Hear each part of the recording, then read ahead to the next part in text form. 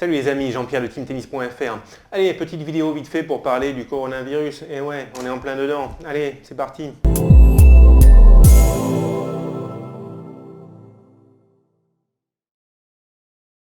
Allez les amis, on y va. Bon, j'avais envie de faire une vidéo sur le coronavirus parce qu'on est en plein dedans. Forcément, ce thème, je me disais, bon, il faut quand même que je fasse une vidéo là-dessus. Puis du coup, ça change notre façon de vivre un petit peu forcément. Donc je me suis dit, je vais faire une vidéo pour dire comment je m'organise moi par rapport à ça. C'est pas du tout une vidéo pour donner des conseils. Je ne suis pas du tout placé pour donner des conseils sur le coronavirus. Je pense qu'il vaut mieux écouter des médecins par exemple. Je vais vous dire ce que je fais. Peut-être c'est des choses que vous faites déjà de votre côté. Puis si vous ne le faites pas, peut-être que ça vous donnera des idées comme ça pour vous organiser pendant cette période un petit peu compliquée. Bon allez, on y va. Première chose, moi je considère qu'il y a 3 attitudes qu'on peut avoir par rapport au coronavirus. Première attitude, on n'en a rien à glander, rien à faire de ce virus, ok. Ça peut être qu'on n'en a rien à faire, ou alors qu'on fait un petit peu, qu'on en a peur, mais qu'on veut faire celui qui n'en a rien à faire. Une attitude un petit peu de déni, comme ça, par rapport, on va dire, à la gravité de la situation. Donc on n'en a rien à faire, on sort, etc., on risque rien. C'est comme celui qui va en match, qui ne prend pas du tout les choses au sérieux. Ça peut marcher, mais c'est un petit peu risqué. Pour moi, ce n'est pas la bonne attitude. Attitude opposée, on tombe complètement dans la psychose, stress total, on balise comme un malade. Pareil, comparaison avec un match de tennis, c'est quand on cède complètement au stress, quand on cède complètement à la peur. Si vous jouez au tennis, vous savez ce que ça donne, ça ne va pas donner des bons résultats en match, vous allez être hyper stressé, ça accentue les blessures, ça accentue les fatigues, je vais en reparler, ça ne va pas être bon, c'est quelque chose qui n'est pas bon pour le système immunitaire. Et puis au niveau des choix, des décisions qu'on fait, on fait n'importe quoi quand nos choix ils sont guidés par la peur. Donc ça c'est les 2 attitudes extrêmes, j'en ai rien à battre, je cède complètement à la peur, que moi j'essaierai d'éviter. Donc au final, moi comme très souvent, je trouve que la position intéressante c'est la position intermédiaire, ne pas être dans les extrêmes. On prend le truc au sérieux, on fait ce qu'il faut, mais en même temps on reste cool, on ne bascule pas dans la psychose. Bon voilà, ensuite là on est en période de confinement. Alors on va parler un petit peu sport comme ça et puis qu'est-ce qu'on peut faire quand on est en période de confinement. Moi premier truc que je vous conseille, c'est pas parce que vous êtes en période de confinement qu'il faut arrêter complètement de vous entraîner, qu'il faut arrêter complètement de faire du sport. Moi je fais du sport tous les jours. En ce moment, mais c'est quelque chose que je fais quoi qu'il arrive, et c'est pas parce que je suis en période de confinement que je m'oblige à le faire.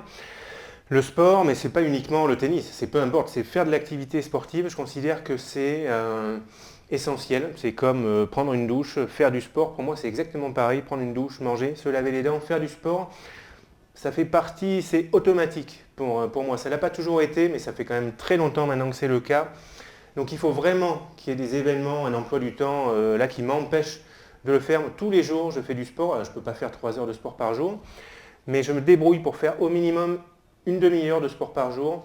Et ça va entre une demi-heure et 1h30, parfois plus, mais c'est rare. Et donc on va dire en moyenne, j'essaye de me débrouiller pour faire en moyenne 1 heure de sport par jour, quelle que soit la période. Et là, je continue de le faire, bien qu'on soit en période de confinement. Donc je vais vous donner des idées d'exercices, de trucs que vous pouvez faire comme ça, du sport que vous pouvez faire chez vous. Mais je vous conseille vraiment de ne pas arrêter. C'est important autant pour la santé physique que pour le mental. Le moral, c'est très très important de faire du sport. Il ne faut jamais arrêter les amis. Allez, on y va. Moi, je vous dis ce que je fais. Je fais du vélo d'appartement. J'ai un vélo d'appartement, c'est le top pour faire du sport chez soi, pour ne pas perdre de temps. Même quand je ne suis pas en période de confinement, je n'ai pas besoin de sortir de chez moi. J'ai le truc direct chez moi, c'est parti. C'est pas super fun, mais peu importe. C'est pour faire du sport. J'en fais une demi-heure, 20 minutes, une demi-heure. C'est vraiment top pour faire du cardio léger. Ok, le cœur il ne va pas partir dans tous les sens si on fait du vélo d'appartement. C'est vraiment génial. En plus, il n'y a pas d'impact. Quand on fait de la course à pied, ça tape sur les genoux, sur le dos. Moi, j'ai des problèmes de genoux. Donc, j'ai remplacé beaucoup la course à pied par le vélo. C'est pas pareil, mais c'est quand même très bon. Donc, vélo d'appart, c'est bien. Il faut en avoir un. Ça, c'est sûr que tout le monde ne va pas en avoir. Ou alors rameur, vélo elliptique, etc. Donc, je sais que tout le monde ne va pas avoir un vélo d'appartement chez lui. Ce que je fais aussi, ce que je reprends un petit peu là, c'est la corde à sauter. Très très bon pour le tennis. C'est pas un entraînement complet la corde à sauter. C'est sûr que c'est pas en faisant de la corde à sauter que je m'entraîne à faire des allers-retours, à courir vite vers des amortis, etc. La corde à sauter, c'est pas pour ça. La corde à sauter, c'est pour être dynamique. Ça ressemble à la position d'attente. Quand on joue au tennis, on est sur les avant-pieds. Et quand on fait de la corde à sauter, on est tout le temps donc sur les avant-pieds. On fait travailler les mollets, le côté dynamique comme ça. Donc c'est intéressant pour tout ce qui est position d'attente au tennis, petit jeu de jambes. Tout ce qu'on fait comme ça quand on est sur les avant-pieds. Mais de toute façon, la corde à sauter, c'est très très utile pour le tennis. Ça fait un petit exercice cardio quand même. Quand on est très entraîné à la corde à sauter, en fait, on se rend compte qu'on ne fait pas autant de cardio que ça. On ne s'essouffle pas forcément tant que ça en faisant de la corde à sauter. Bon, ça peut être quand même difficile si on n'en fait pas beaucoup. Si vous êtes en surpoids, faire attention parce que ça va solliciter tendons d'Achille, mollets, comme ça. Il faut faire attention. Si vous démarrez, vous n'en faites jamais, vous y allez progressivement. Vous pouvez faire des séries de 30 secondes, 1 minute, un petit peu de pause et puis on reprend 30 secondes, 1 minute. Vous faites 5-10 minutes, c'est déjà pas mal. C'est vraiment super, donc la corde à sauter. Ça c'est facile. Moi ce que je fais, c'est plus facile que la corde à sauter. C'est que je saute sur place. Donc ça ressemble à de la corde à sauter, mais sans corde à sauter. Vous sautez sur place comme ça. Comme ça, c'est un petit exercice dynamique et qui est plus facile, qui va moins solliciter en fait que faire vraiment de la corde à sauter. Et là, vous avez besoin d'aucun équipement. C'est un peu spécial, il faut de la motivation, mais c'est aussi l'occasion de travailler le mental, de faire ça. Moi, je vous déconseille de faire du cardio intensif. C'est vraiment pas le moment de se flinguer les poumons, d'aller faire un truc où vous vous mettez hors d'haleine, où vous ventilez beaucoup, où vous êtes ultra essoufflé, parce que ça va pas être, ça va trop solliciter les poumons. Et en période comme ça de virus qui se balade, les poumons, ils ont besoin quand même d'être au top. Donc attention, vous ne mettez pas dans le rouge comme ça, avec du cardio ultra intensif. Ensuite, je fais du gainage. Gainage très important, quoi qu'il arrive, c'est toujours bon le gainage.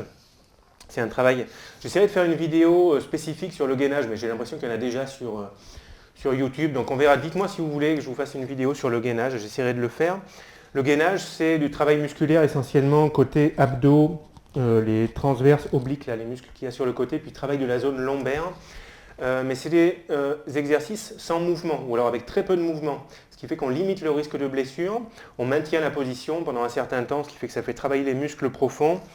Et donc c'est intéressant pour la posture, pour se protéger des blessures, et puis aussi pour améliorer les performances, comme ça quand on joue au tennis, et puis même dans d'autres sports. Donc gainage, très très important, ça vous pouvez faire du gainage, c'est super simple, on fait ça en intérieur, il n'y a pas de problème. Renforcement musculaire en tout genre. Ça prévient, ça augmente les performances physiques, d'être renforcé au niveau musculaire, aussi ça prévient les blessures, c'est hyper important.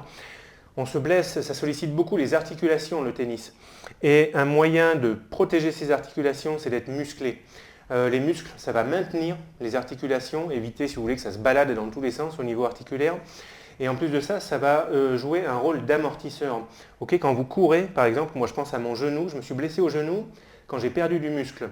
Et dès que j'ai repris du muscle au niveau des cuisses, la douleur a commencé à s'en aller parce que les muscles des cuisses, par exemple, sont là pour faire un amortisseur. À chaque fois qu'il y a un impact au sol, les muscles des cuisses, ils amortissent les chocs. Et ça protège les genoux et c'est vrai pour toutes les articulations du corps. Renforcement musculaire. Sur YouTube, il y a plein d'exercices, d'exemples d'exercices de renforcement musculaire à faire quand on est chez soi, avec des poids ou alors sans poids, uniquement avec le poids du corps. Et moi, je vous conseille vraiment d'acheter des élastiques de musculation. J'en ai par ici, là.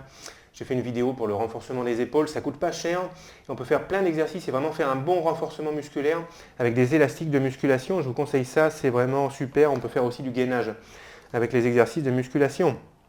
Un truc que vous allez adorer, les étirements, ça c'est le top. Je sais que les joueurs, ils adorent ça. Bon, ça vaut le coup de se mettre aux étirements. Les étirements, c'est bon pour augmenter l'amplitude des mouvements. C'est bon pour augmenter la capacité d'étirement des muscles.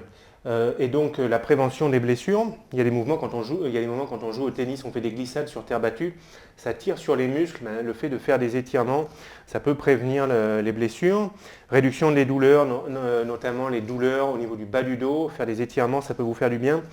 Et puis ça aide à la détente, ça aide au relâchement et ça fait toujours du bien, surtout en ce moment. Voilà ce qui me vient à l'idée. Après, si vous avez un jardin, ça vous donne un petit peu plus de place, vous pouvez faire du gauche-droite, des petits déplacements comme ça, déplacement d'un côté, replacement en pas chassé, pas croisé, déplacement de l'autre côté, on revient en pas chassé, pas croisé, pas chassé, etc. Des choses qui ressemblent à des déplacements sur le terrain, ça c'est super. Vous faites des allers-retours, une dizaine comme ça d'allers-retours, vous faites une pause, à nouveau 10 allers-retours rapides comme ça, peut-être une série de 10, 10 x 10, déjà ce sera pas mal. À nouveau, sans vous mettre dans le rouge, c'est pas la peine de se flinguer les poumons. Bon, il y a plein de choses à faire vraiment, si on veut comme ça continuer à faire de l'entraînement physique. Dites-moi si vous voulez une vidéo vraiment où je vous montre carrément les exercices que je fais. Si j'ai pas mal de commentaires qui demandent une vidéo comme ça, je vous le ferai. Moi j'en fais tous les jours, donc il suffit que je mette la caméra et puis je vous montrerai les exercices que je fais. Je finis la vidéo en vous donnant les conseils par rapport à votre système immunitaire pour se protéger du virus là, qui se balade, on ne sait pas trop où il est, mais il est là. c'est important d'avoir un système immunitaire qui est au top. Forcément, c'est ça qui va aider à lutter contre le virus si jamais on l'attrape. C'est des conseils de base, j'ai rien inventé, je suis allé sur des sites un petit peu scientifiques qui donnent des conseils de base pour avoir un bon système immunitaire. Le sommeil, privilégiez vraiment votre sommeil. Si vous dormez 5 heures par nuit, par exemple, ce n'est pas suffisant. Bonne quantité de sommeil et bonne qualité de sommeil. En tout cas, vraiment privilégier le sommeil, c'est hyper important pour récupérer et puis pour régénérer comme ça, pour mettre en place, on va dire, un bon système immunitaire. Allez en vrac, il faut maintenir un poids de forme. Si vous êtes en surpoids, quoi qu'il arrive, ce n'est pas bon pour la santé, c'est le moment de se reprendre un petit peu de ce côté-là.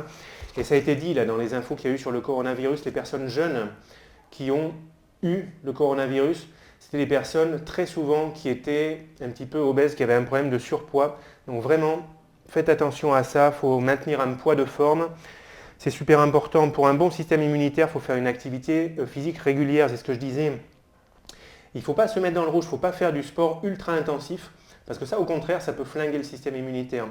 Mais faire un petit peu d'activité physique tous les jours, sans être ultra intensif, ça va vous aider à être en forme, c'est bon pour le système immunitaire. Réduction du stress au maximum, ça s'est démontré dans les études, des gens qui sont stressés, ils guérissent moins vite et ça affaiblit le système immunitaire, donc réduction du stress au maximum.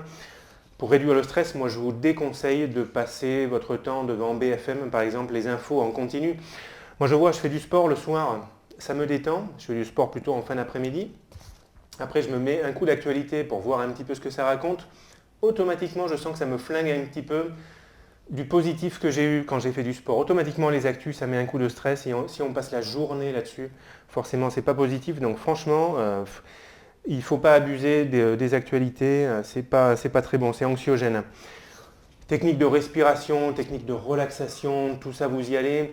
Tout ce qui vous fait du bien, tout ce qui vous détend dans vos activités, mettez le paquet là-dessus. Tout ce qui vous fait rire, le rire c'est quelque chose de très positif pour les défenses immunitaires.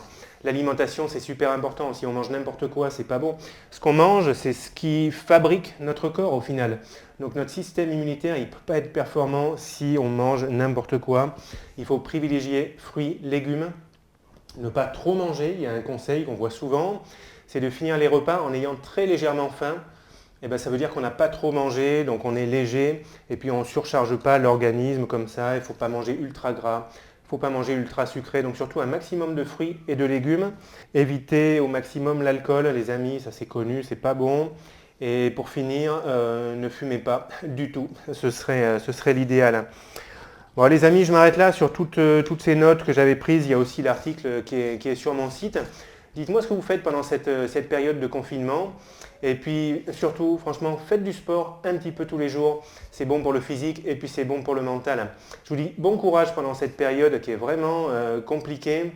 Et puis restez positifs. On se retrouve très vite dans une prochaine vidéo. Allez, bon courage. Ciao.